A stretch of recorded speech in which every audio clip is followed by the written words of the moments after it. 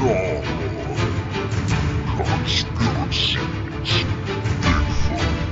UFO. Mind control. Ghosts and demons. Miracles.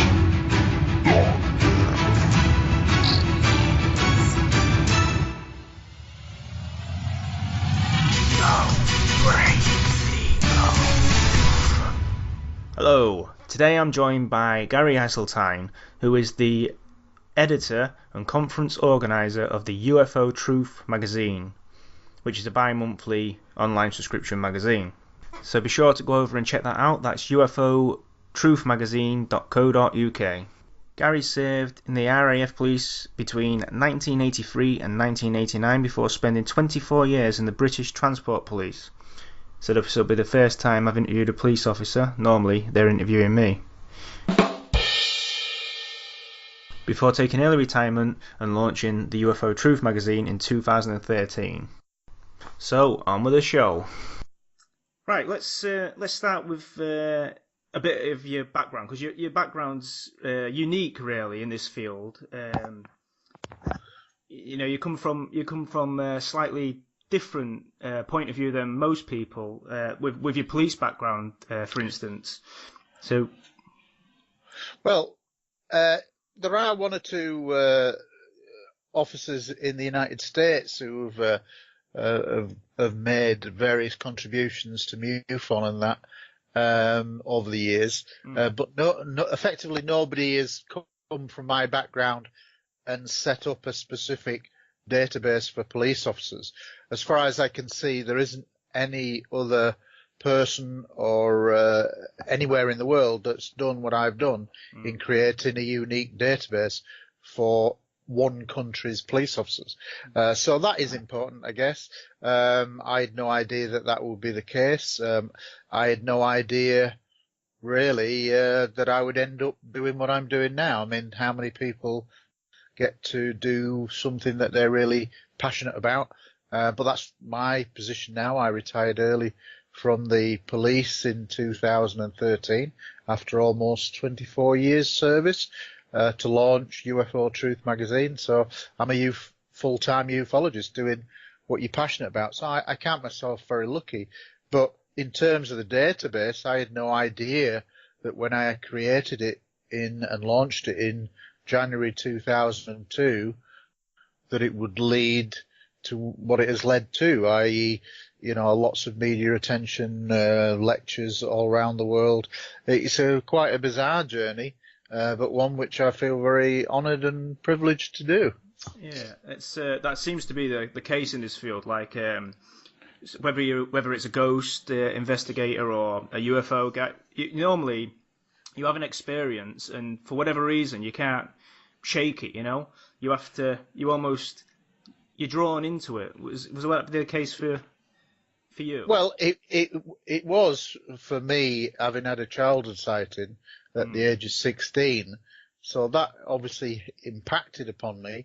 But what I saw, whilst interesting, certainly I didn't see a spaceship close up. I didn't see any aliens. So for me, it was a journey that was the catalyst, but it didn't actually come to fruition in terms of wanting to become an active researcher until probably my late 30s, by which time I was already a police detective, and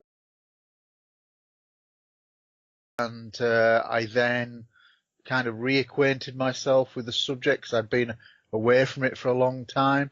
And as I reacquainted myself to it and got the latest books, and I avidly followed Graham Birdsall's UFO magazine, printed magazine at that time, that kind of began to produce a sense of frustration that from the age of 16, when I had a sighting and first found out about the UFO phenomenon and how it was reported, i.e.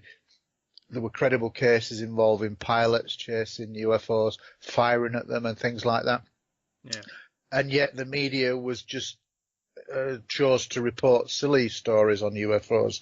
And so when I reacquainted myself in the late 90s and got the latest books, I found myself still coming across military pilots chasing UFOs, confirmed on radar.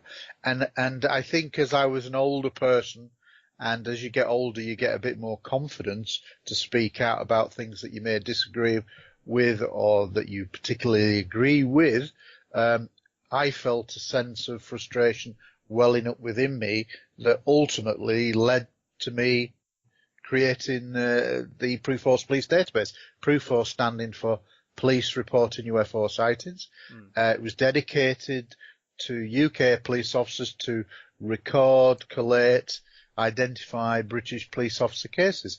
And I launched that in January 2002 in an article in UFO magazine, which I was very privileged. You know, that was a big honour for me. Absolutely. Because when you know, suddenly you were seen by people all around the world, because I think it went at that time to about 30 or 40 countries. So it was a real thrill. And but that was the catalyst. And from there, well, within weeks, I started to get letters from mainly retired officers contacting me with their stories about UFO accounts, many of whom had never told their wives, partners, families, etc. And I knew that I'd kind of hit a vein, a raw nerve, and it was never a flood of sightings. It's just been a constant trickle of sightings month to month to month that gradually build up. And you know, I started in 2002 with 6 cases involving around 10 British police officers. Now in 2017, I have well over 450 sightings involving over 1,000 British police officers. So that's a lot. Absolutely. But this is what one of the questions that I had for you regarding that particular website was there a reason why you had to set that up? But could you, in those days, report this to actually, as a serving officer? Would that be something you was able to do, or? Well, aside from the ridicule factor as well. Well, there were historically, I've obviously got lots of documents through Freedom of Information Act, and there is a lot of material out there that I've collated and brought together to do with police officers. So if you look at that material, you can see that in many ways, it was purely down to luck. Right. I mean, for example, somebody rings in at 2 a.m. and saying, I can see a strange light over my back garden or in the distance on the hills. So a police car goes out there thinking this is probably a load of rubbish, and then actually gets caught up in seeing the strange lights and they can't identify them. So there's many, many sightings like that. But then there's also sightings where the officer is out and about and they see something strange and they ring it into the control room. Now, the makeup of police forces and control rooms are a lot different. When I started in 1989, a lot of police stations were much smaller, and most of them all had their own control room with a control room operator, usually civilian or often a police officer. So, in a sense, a small community had their own kind of perimeter in which that they could control police officers who are out on patrol. Well, that's all changed now because they've got rid of all the small radio stations, and essentially now what you just have is major big control rooms, often one for 1 or 2 for the whole force. So everything is coordinated. So again, what the nature has changed, but you would find historically that there are cases where multiple police officers have seen things and reported it, and we've got some of the paperwork relating to that. So it's a matter of potluck. Yeah. If you were a member of the go on. Go on. No, I was going to say Alan Godfrey case is well. The Alan Godfrey case is a case in point in the sense of that occurred in November 1980, late November 1980, and that was initially reported in the local Todmorden newspaper, which was just came out once a week, I think, and it was a small story, and he got a bit of ridicule, but he kind of laughed it off.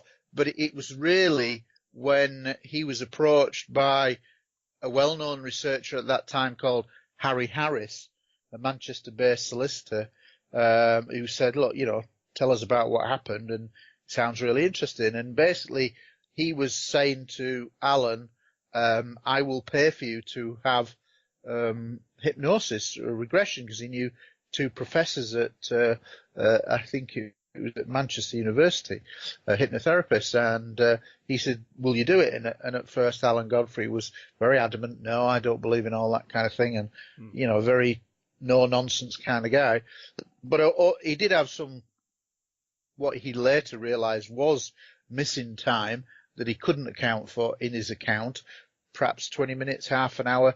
Cutting a long story short, he was supposed to be off at 6 o'clock, and and when all of this came to light, when he actually did get off, it was a lot later than he thought.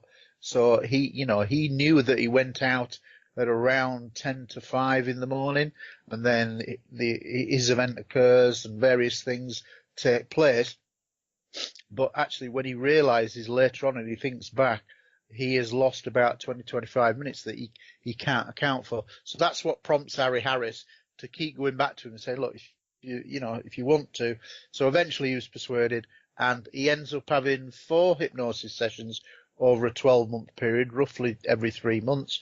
He started off with one professor, then went to another professor, went back to the first professor, then had a second one with the second professor. So he had 4 interviews, and they were all highly consistent.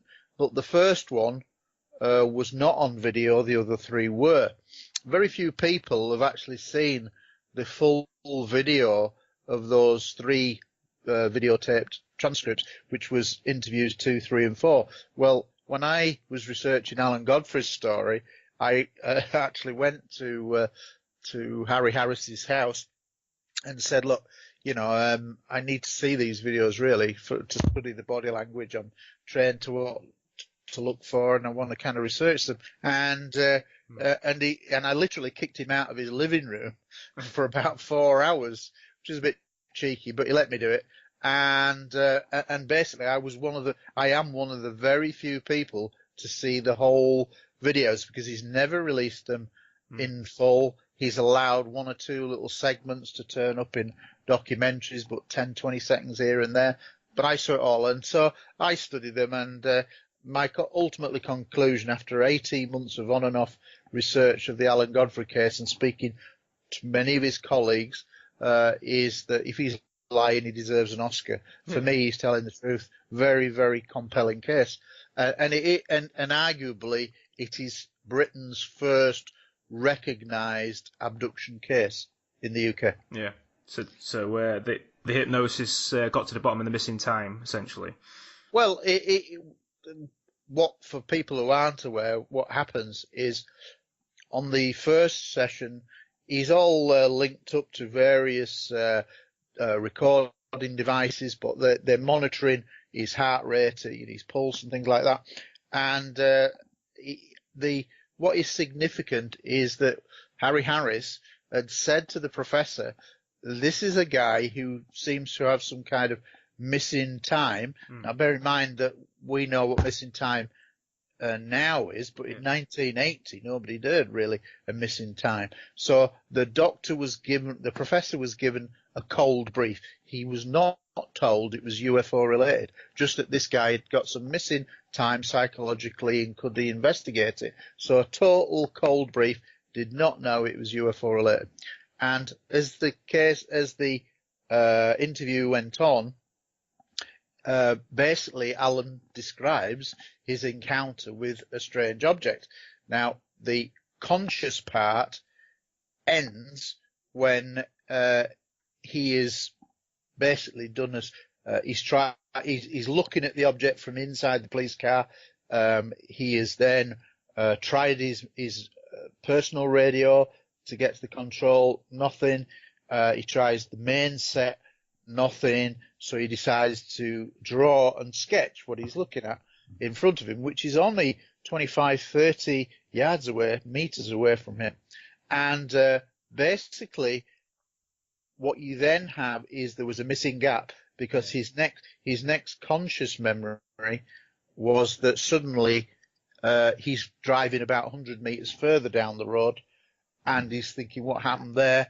I'm looking at this thing, and suddenly there's a jump, and I'm 100 yards further up the road, and he basically spins the car around, and the object has gone, but it's left a dry patch in the road. It was raining during the night, and where the object had been hovering across the road in Todmorden, it was noticeably drier, and also he described, seen physically, the object was rotating anti-clockwise, creating like a centrifugal force effect. And because it was November, autumn leaves were being swirled around, and so when Alan spun his car around and went back, there was this circular pattern of leaves in a sense of the circumference of the object, and this drier patch where the object had been sat about, well, hovering about 5 feet off the ground.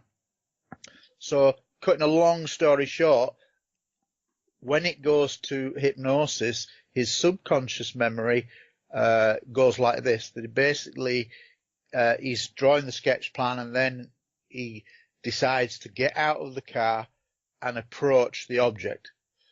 So he gets out of the police car, he walks towards the object, and then he thinks, not sure about this, I'll go back to the police car. He gets frightened.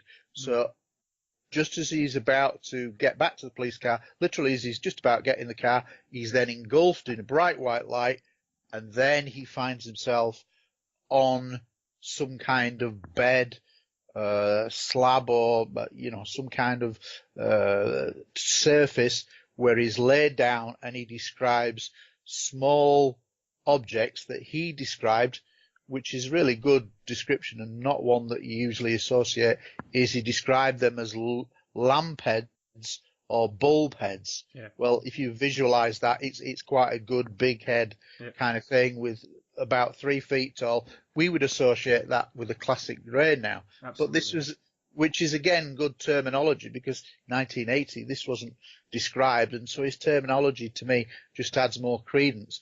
And basically they're putting equipment, attaching equipment to his legs, and then basically he sees a humanoid figure wearing a skull cap and a long gown, who talks to him telepathically, and at that point there, cut a long story short, basically he becomes very, very anxious when the hypnotherapist is asking him more questions, tell me more kind of thing, and it's as if he's been told you're not supposed to tell anything. So all his heart monitors, his stress levels really went up to the point where the professor got concerned enough to terminate the hypnosis, bring him out of it, for his own safety. Now, the interesting thing was that the professor, who'd never heard or seen anything like this in his career, very experienced professor, he was so amazed by what he was seeing, he said, I'm not going to tell Alan what came out of that, because I want another professor. It was Professor Blair and Professor Jaffe who were involved. He wanted another professor to do again a cold brief and to see if the experiment, for want of a better word, could be repeated. And so Alan was told, well, we don't want to do that because something happened, but we don't want to tell you what it is. We'd like to have another assessment by another professor. And so he agreed, and exactly the same thing happened. And exactly the same thing happened in the third interview and the fourth interview. So he was entirely consistent, but he only ever could get to a certain point in his account before he had to kind of like stop. But they were about 45 minutes long in duration per video one. So a very, very interesting case, and arguably Britain's first recognised abduction case. And we get that mind block almost happening. That happened in my own sighting. After the sighting. It was maybe a few years later before we actually spoke about it. Now you did say I haven't had time to actually listen to your account, so tell me quickly what happened to you. Yeah, well, essentially what happened to us is we went out one night. This is back in about 1998 or something like that, so it was about 12. And we was out, it was about 8 o'clock, it was dark, and we was digging under this fence it was part of a game that we was going to be playing, like a Tiggy type game, and we needed an escape route so the other team wouldn't know about it. So we was digging under this fence, and me and my friend were digging, and my brother was with me. He was just watching the stars laid back on this tree, and it was him that first noticed this star moving, which he told us. He says, "Hey, look at that star, it's moving," and we watched it. It didn't seem to be moving, so we went back to digging. He says it's definitely moving. This is about 15 minutes later. We look back, and the easiest way to describe it, the moon was in the sky, and the moon at arm's length would be about the size of a 2p coin. Well, This star was not that far away from the moon, but it was probably at arm's length the size of a 5p coin. Okay, so, reasonable size. I mean, massive compared to the rest of the stars. But you had to keep your eye on it, and you could see that it was moving. Only really, but you had to keep your eye on it. Anyway, we was all looking at it, and we was all saying, you're right, it is moving. There was no noise, and then, just like that, there was a craft above us. And the easiest way to describe the shape of the craft was two overlapping circles. But the actual design of the circles, from the bottom, was like, like the old-time film reels that you used to get with the holes in. Well, that's basically what it looked like from underneath. Okay. And it was about, I'm saying no more than 100 feet above us. Well, I know it was definitely longer than, I've been under the Vulcan bomber. I've been under a Chinook helicopter. I'm sure you're aware of those. Yeah. And it was easily longer than those, and I think they run at about 100 feet or so. So you're talking maybe 100, maybe 200 feet, something like that. I know, and probably, say 200 feet long, you're probably talking 80 foot wide, or 90 foot wide. So it's a big object, no noise, and it's just motionless above us. And then there was we just stood there, awestruck, and there was a guy walking across the park, just walking his dogs, and he hadn't noticed this above him. And like I said, there was absolutely no sound, so he wouldn't. And he was just walking along, and somebody shouted out to him. I can still remember what was shouted. I can't remember who shouted it, but somebody shouted, "Hey, mister, what's that?" And he looked up, and as soon as he saw it, he took off running. He just legged it. So obviously we legged it as well. But none of us felt any jeopardy or anything. It was just literally because he was running, we just started running. And this thing moved off the same direction as us, and then just like you see on Star Trek and all the rest, it just literally zipped off. But again, no noise, and it all probably lasted, from the craft appearing, probably maybe 30 seconds, something like that, 40 seconds. We immediately ran home. Me and my brother went to my house. My friend obviously went to his, and like I say, it was literally, years later when I happened to see something on TV that reminded me of, it's a similar sighting that someone had on TV, and I actually rung my brother up and said, "You've got to come and watch this." And that was the first time he spoke about it for maybe 10 years. So it's not like it wasn't in my mind, as far as I know, but for whatever reason, we couldn't get it out. You know what I mean? It's that's quite common in terms of.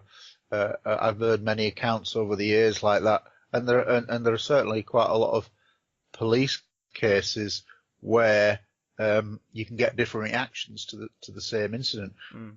Most of the time, most of the officers will sing from the same page, but some officers are so profoundly affected that they are literally unable to deal with or process what they're seeing. And so they react by saying, "I don't want to talk about it." And during the course of my research, I've been told about many officers who've told privately to other officers what happened to them. And so they said, "Oh, talk to him. He had a sighting." And it doesn't happen very often, but occasionally I've been given a telephone number to ring an officer where I know has seen something because other officers basically told me what he said. But when I've rang him, they've basically said, I don't want to talk about it. Now, when somebody says, It. Yeah. I don't want to talk about it, it doesn't Yeah. mean it's not happened. Yeah. It just means that they literally can't talk about it. I also know of other officers who saw something and then basically never spoke about it ever again. But it was almost like they fell out with each other because one was happy to talk about it and the other one doesn't. So it does, what you're saying is not unknown. How old were you at the time of your sighting? Yeah, we've got to be about 10, 12, something like that, around that sort of thing, age. But I mean, what you're describing is classic UFO, strange object, no noise, moving off very quickly and things like that. Absolutely. And over the years, not only have police officers contacted me, but many hundreds of members of the public have contacted me. And there is, I hear stories all the time. And so, what you're describing is actually very common. Well, I mean, this area in particular, it's known as the Lincolnshire Triangle, and we get tons and tons of UFO sightings in this particular area. But moving on from that, I just wanted to ask, your perception of the ridicule factor. I know we mentioned it earlier, but the papers and they always have this story. I mean, sometimes they'll run a good story, and then the following day they'll follow it up with Mr. Smith walked out the pub pissed and saw a UFO. So, well, what you described there is how the mainstream works.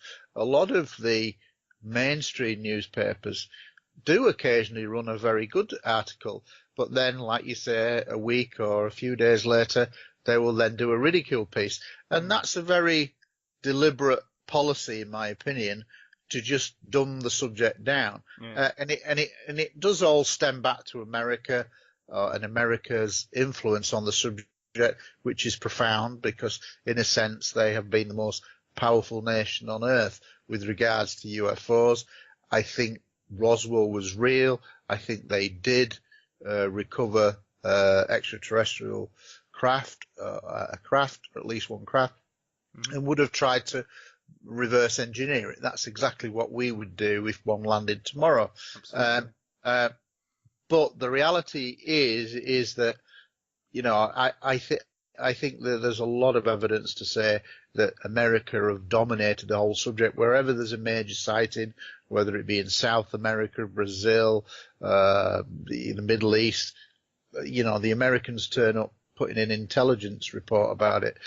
So I think they're very powerful. And what you've got to think back in terms of secrecy is it all really stems from the Robertson panel in 1953, which the CIA commissioned, brought in top scientists of the day, but their aim was not to really tell the truth or examine the best evidence. It was clearly there to, it's actually in the published writings, which we've now got through freedom of information. Basically, they were out there to strip the aura of flying saucers in the minds of the public and to use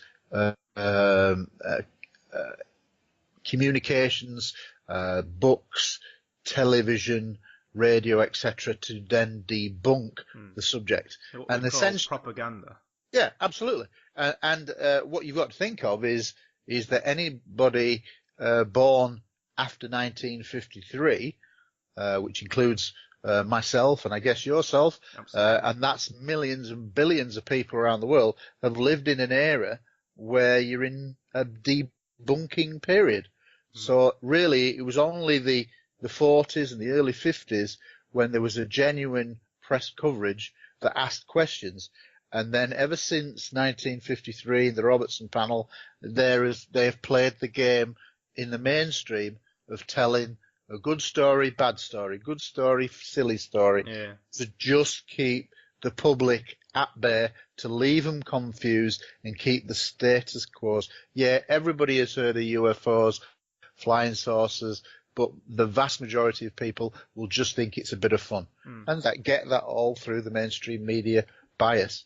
Well, I always say that. I mean, I say to people, when I talk about the subject and people straight away they say, "Oh, you don't believe in all that, do you?" But they'll be the same people that when it's proven to be true, if it's proven to be true, I should say, they'll be the first people that come to me and said, "Oh yeah, I always knew it was real," you know.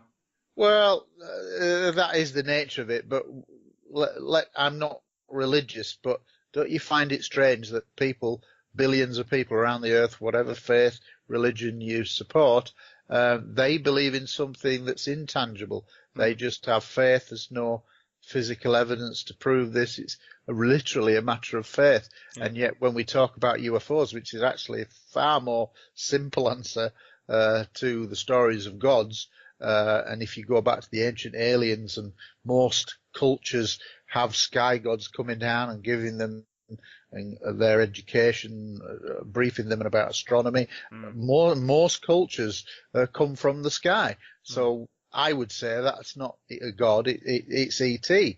But in the literal time of the day, it couldn't be interpreted because the language wasn't there to interpret it in any other way. So they became gods.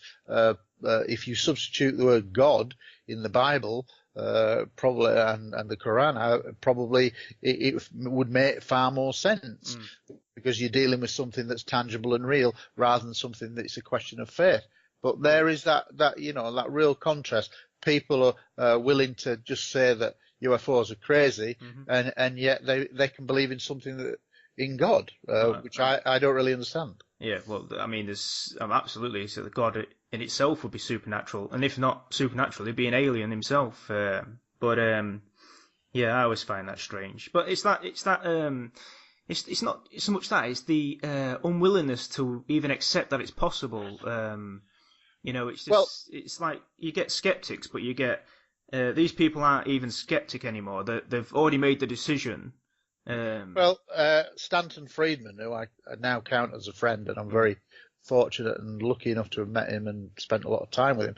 I consider him a friend now. He is a hero of mine, and he sums it up pretty much best of all with one of his stock phrases, which is basically, don't bother me with the evidence. My mind is already made up. Absolutely. And that sums it up. Yeah. And the reality is the key to all of this is have an open mind.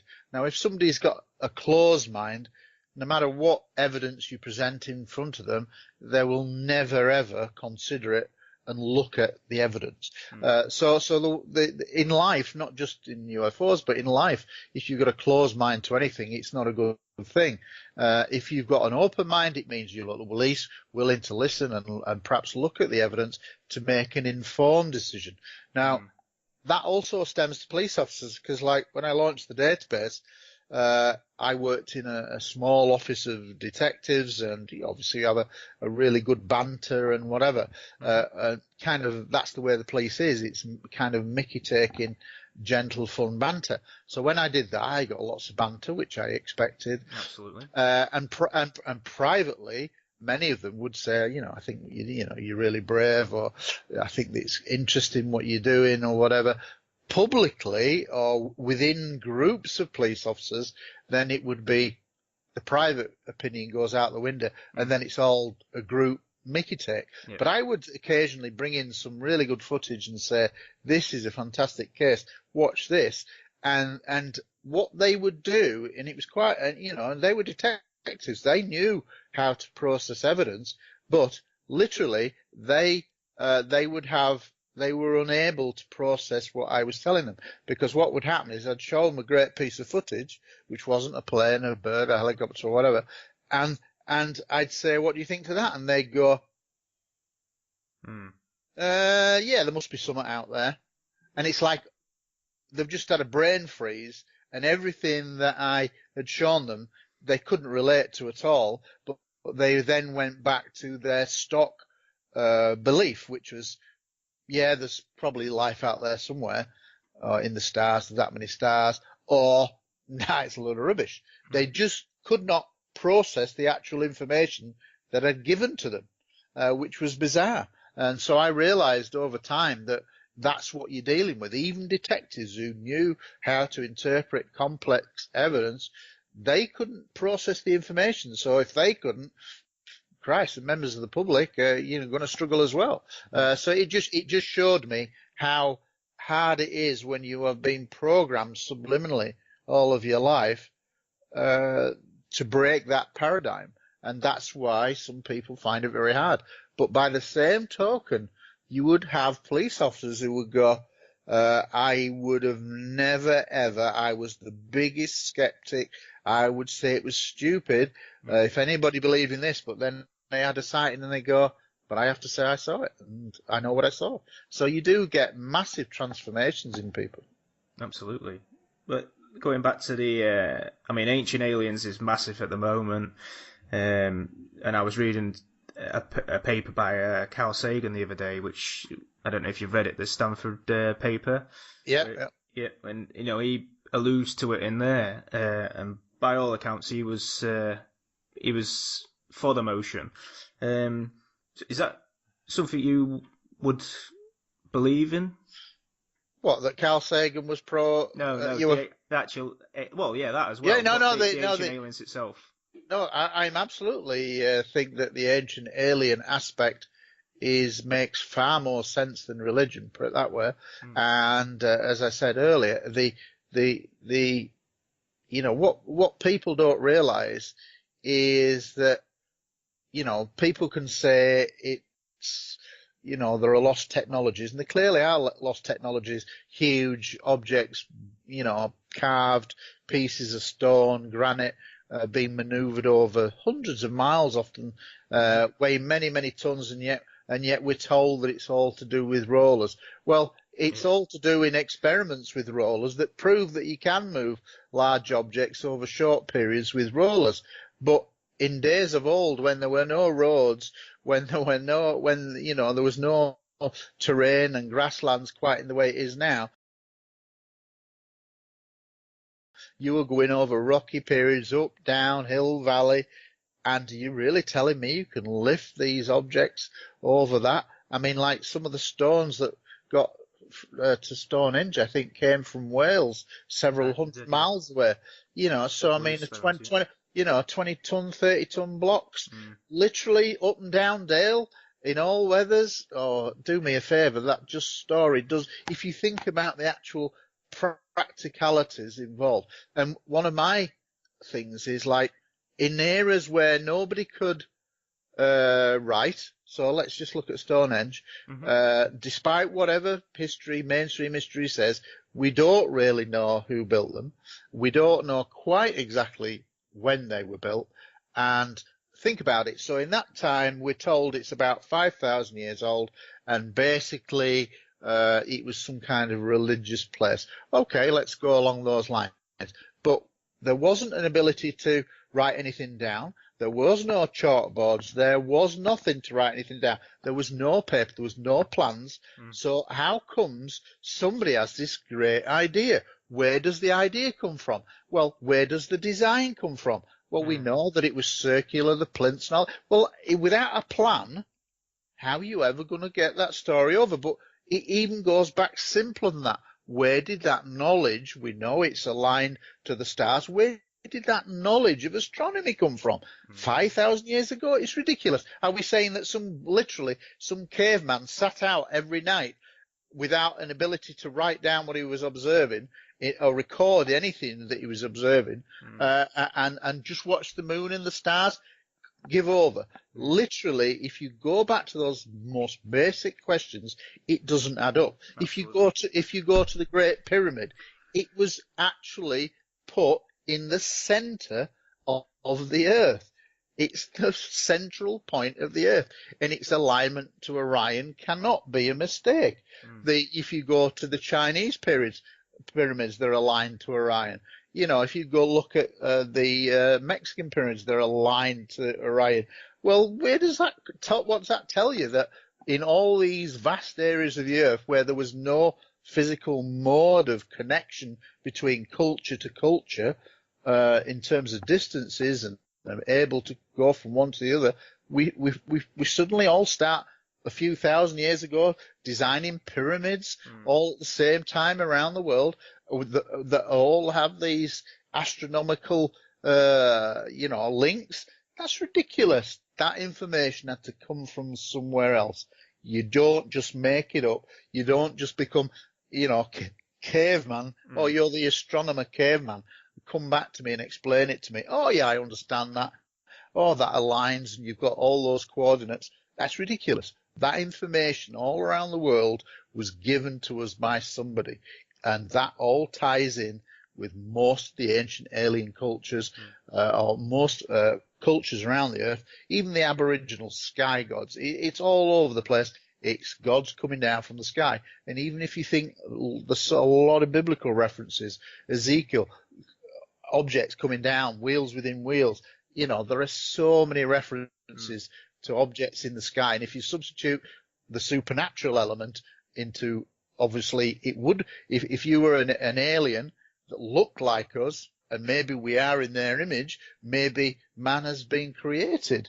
And I certainly think our DNA, Francis Crick said that our DNA came from somewhere else. It was not created here. But how many people really pick up on that fact? Absolutely. They don't. And we just got to look at our own genome to ascertain there's something not quite right. Yeah. There's about 11% of our DNA that's been inserted almost sideways. It's come from somewhere else. Now that says to me that ET manipulated our DNA. Maybe we were a hominid species running around, but then they've decided to upgrade us, for want of a better word, and then we suddenly create intelligence and we start moving on. But if you think about it, they're saying that modern humans in the upright form that we are in now is at least 200,000 years old, and yet it's only, according to mainstream history, the Sumerians 6,000 years ago, when suddenly we gain civilization and start building things and becoming intellectual. That's ridiculous. That jump is too big, and it's not Darwinism. That doesn't add up. We don't change that quick. It's a massive change, and we suddenly become intelligent. So I think we were given that information personally. I'll put it this way: I think it's a far more persuasive argument than that of God and religion. Do you think there's an active cover-up in our history then to maintain the status quo? Oh, yeah, without a shadow of a doubt. I mean, how many people have heard of Göbekli Tepe? Exactly. Göbekli Tepe in That's Turkey. going to be a case in point, yeah. Oh, well, if you think about, for those that aren't aware, Göbekli Tepe was discovered about 20 years ago. But it's, and I think only 5% of a hillside has been uncovered yet. But what they found is these circular areas with what are like T-shaped, very precise carved stones, kind of like an upgraded Stonehenge, but kind of similar. But what is tremendously more significant is that they've been dated on the 5% that have been uncovered. So 95% is still covered and yet to be excavated. But on the 5%, everybody around the world acknowledges that there's something between 8 or 9,000 BC. Well, that predates the pyramids by 4,000 years, the Sumerians by 4,000 years, that kind of thing. But is this all over the 6 o'clock news? No, it's not. Yeah, they'll delve in, and there's been a little bit here and there, but everybody's acknowledging that it's basically 10 to 12,000 years old. Now, that's pretty much twice our history in one go, and yet we're supposed to be cavemen running around, just hunter-gatherers, but clearly there was this culture there that is twice as old. Now, that says to me that there has probably been pre-civilizations, which goes back to Graham Hancock and that kind of Robert Bauval, that have been, for whatever reason, wiped out, disappeared, and they probably did have technology, maybe not quite what we've got now, but I certainly think that they had electricity or power tools to do some of the carvings and build some of the things that they've done. At the very least, they had a great understanding of the cosmos or astrology.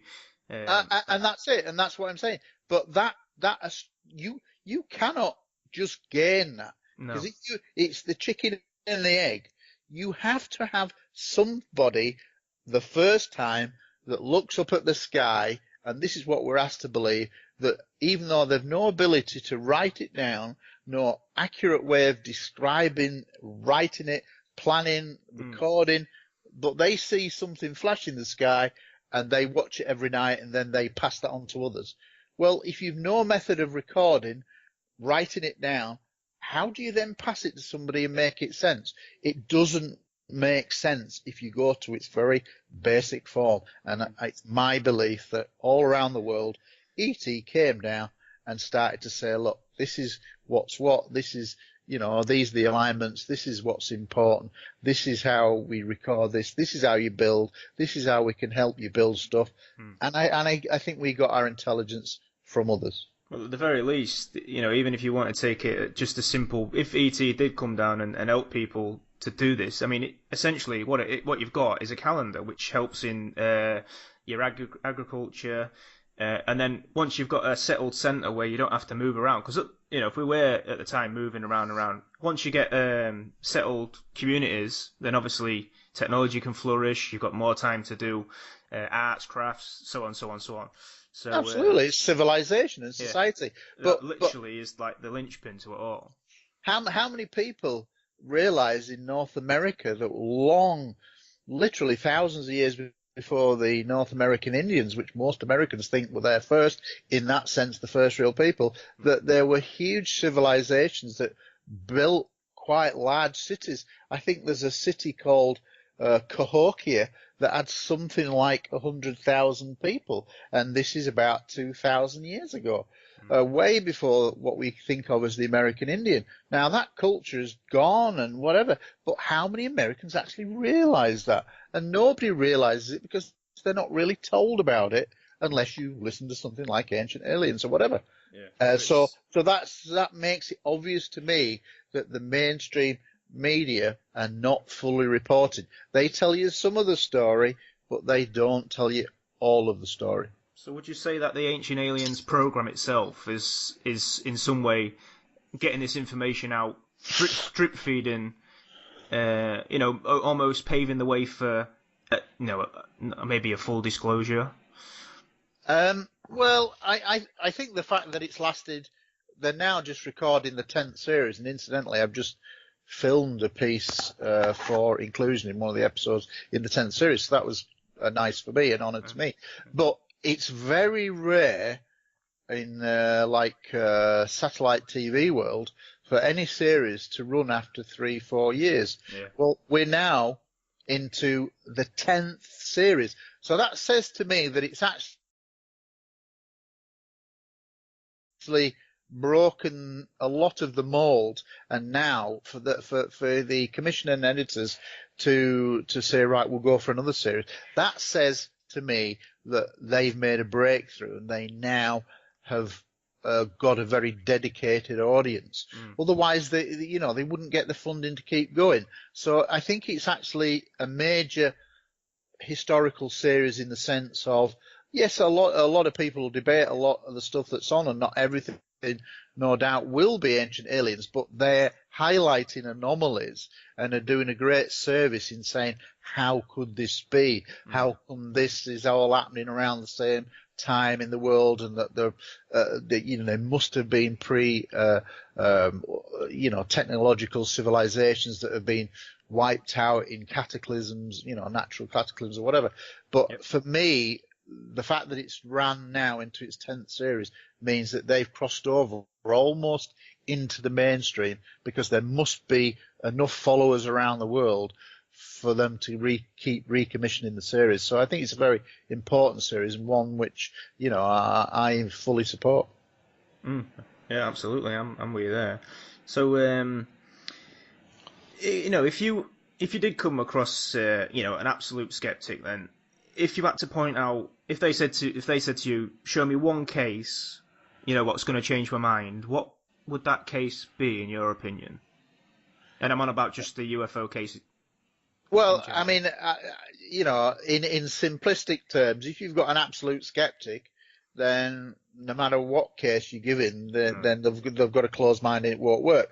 But if they were willing to look at in a sensible way, I'm always and have always been impressed by pilot testimonies, and I was fortunate enough in 2013 to meet a guy called Colonel Oscar Santamaria, for a former Peruvian military pilot, who gave his testimony that basically said that he was vectored towards a stationary object in broad daylight. This is, I think, 8:30 in the morning, and he sees what, from a distance, what he perceives was what initially looked like a balloon, and he is ordered to destroy the balloon, i.e. fire his machine guns at it. So he does that, he fires his machine guns, but instead of blowing up, which is what he expected the balloon to do, the bullets were just absorbed, nothing happened, and then suddenly the object jumped, I think, 10,000 feet in about 10,000 feet in about 3 seconds. Just went straight up in a blink of an eye. So he had then to put his afterburners on to get on another firing run, and just as he's about to fire it at the object again, suddenly it jumps another 10,000 feet in 3 seconds, which is, incredible technology. We don't have an object that can just accelerate vertically in a straight line up like that at that speed. It's ridiculous. So the object kept doing this, and when his testimony was given at the citizens' hearings in Washington DC, of which I was one of the witnesses, it was done in front of a former senator and 5 former congressmen and women, and I can tell you that when he relayed that testimony, the full implications of what he was saying, it was so powerful that many of the Congress people, their jaws were on the floor, because how do you actually dismiss what this military pilot, who's had millions of dollars spent on his flight education, do you then say to him, "You're lying"? Oh, it's ridiculous. So he told such a great tale. So that's kind of a quick tale I would tell to a skeptic. But, if they're ultimately a skeptic, they'll have a closed mind. No matter what you say, it's going to go in one ear and out the other. And that's their problem. It's not mine. Absolutely. So, yeah, we just wanted to, I know we're acutely aware of the time, so I just wanted to go into the magazine itself with you. I mean, I've been to and it's not just the magazine for those people that don't know, you also held conferences every year. Well, let me tell you a bit about the magazine. I could have gone on for another 6 years in the police. I had almost 24 years service. But by that stage, I was getting hassle in the police for my work on the police database. And I felt, cutting a long story short, that the time was right to leave. Through circumstances, meeting my second wife, she was a nurse, she had a good job. It then kind of made it possible to take that risk, as it were. So I retired 6 years early, launched the database a couple of weeks after retiring. The magazine, UFO Truth magazine, it's not in print because technology's changed now, and tablets and smartphones means you can read the magazine just like reading a book, just turn the page. And so that's what it's aimed for, smartphone technology and tablets. And so literally by that stage in 2013, I was already doing international lectures and had met over the course of lecturing many of the world's top researchers. And the ones I really respected, the likes of the Stanton Friedmans, the Nick Redferns, Age of Ours, people like that, I went back to when I had the idea and said, look, I've had this idea for a magazine. Would you, for free, be willing to send articles to me on a bi-monthly basis, every 2 months, because I want to create this magazine and I want it to have the best lineup of speakers anywhere in the world in a magazine, UFO-wise. And they all pretty much came back and said, yeah, we're happy to do that. And so that's what happened. So it launched. The first issue was April 2013, and now we're up to issue 22. It comes out every 2 months. It's sent direct to your email.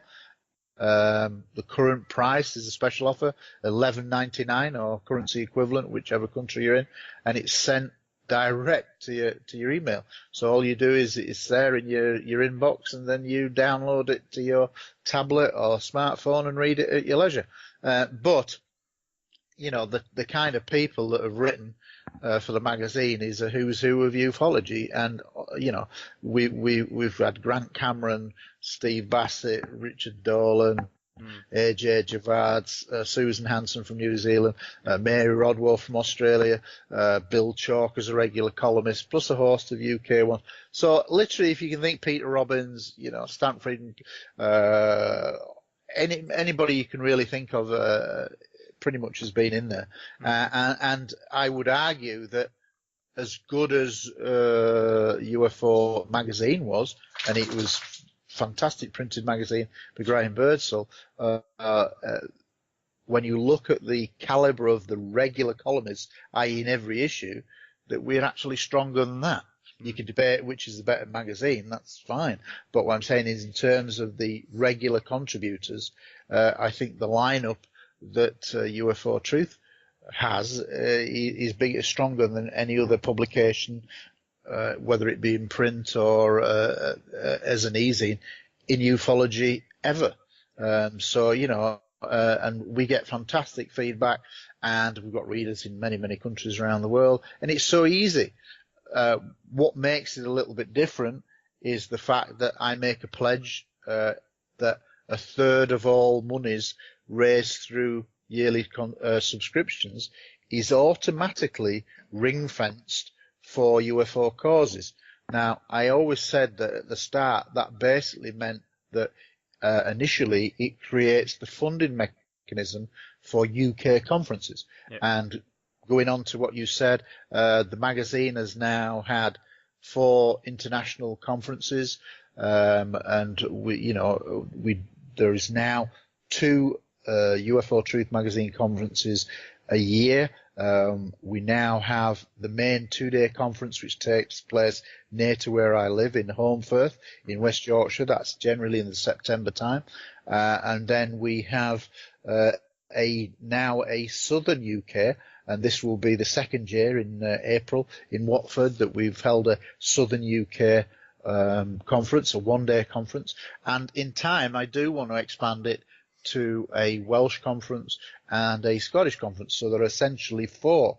But the kind of people for the international conference in September that we've had Stanton Friedman, we've had AJ Javai, we've had Susan Hanson, we've had Roberto Panotti from Italy, we've had Robert Salas, Peter Robbins, so we've had a lot of international speakers, Mary Rodwell, Susan Hanson from New Zealand. So, it's growing, but I do things a little bit differently to other conferences that I've been to, in the sense of I've always believed that less is more. So I have less speakers but give them more time.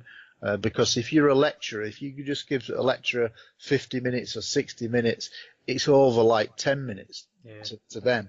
So usually 70 to 80 minutes, but lots of breaks, and people love it. The feedback we have is excellent. So I try to bring people the best evidence as I see it.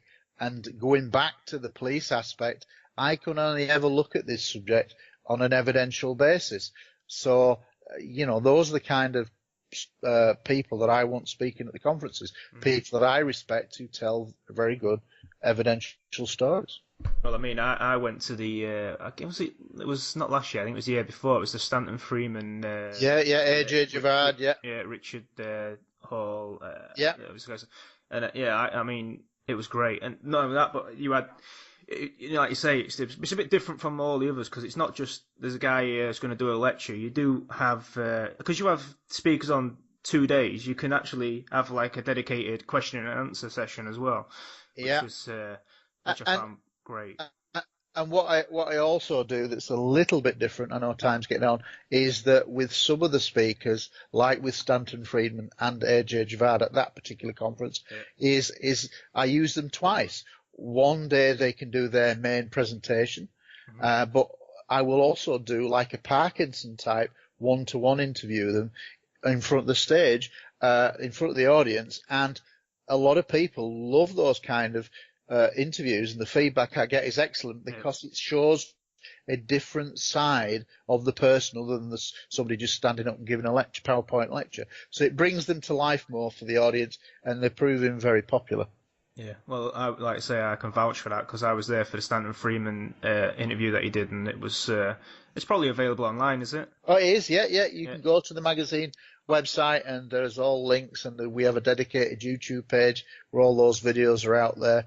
So it's all there, but I will make it, a special offer to your listeners that if they contact me once your show goes out, within 48 hours of your show going out, they can have a year's subscription for £10 as long as they draw a reference in an email.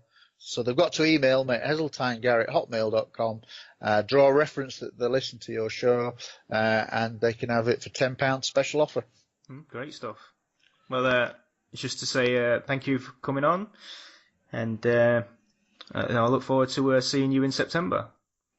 Get your tickets booked. Have you got? Is it Robert Hastings is going to be there this year? Did I see? Robert Hastings and Kathleen Marden. Yeah, Kathleen Marden is the niece of Betty Hill from the Barney, famous Barney and Betty, and Robert Hastings is obviously well known for his great book UFOs and Nukes, and we will be showing the whole documentary as well. So that's a real treat. Absolutely. Okay, thank you very much, Gary. Thank you very much. Thank you. Bye-bye. Bye. Bye-bye.